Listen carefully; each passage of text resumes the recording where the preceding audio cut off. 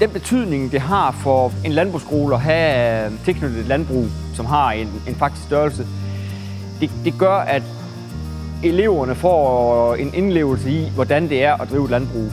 Og det skaber også en god faglig interesse i dagligdagen. Der har de mulighed for at gå op og prøve af. Så jeg tror, at det virkelig giver det der til de elever, der søger, at der er noget praktisk sparring i det teoretiske. Jeg har valgt Gråsten Landbrugsskole, fordi jeg synes, de havde mere at tilbyde, end jeg var en andre landbrugsskole, jeg har været ude at se.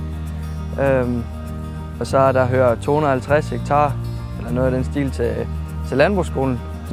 Så man kan sætte ind på skolebænken og få det at vide på tavlen, og så gå ud og prøve det i praksis. Når vi nu er sådan et skolelandbrug, og vi skal bruges i undervisningen, så vil vi også gerne kunne vise, hvordan vi driver et landbrug rigtigt. Og der er det også, at vi kan have nogle fornuftige driftsresultater, der som minimum matcher gennemsnittet i dansk landbrug.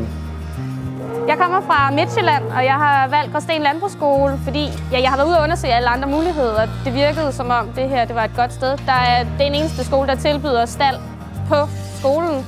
Og jeg kunne mærke, da jeg var hernede til åbent landbrug sidste år, at der var et helt specielt skolemiljø. Alle mennesker virkede glade, og at der var ligesom gang i den hernede.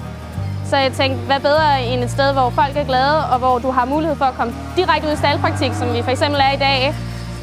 Der tror jeg på, her der lærer man bare godt.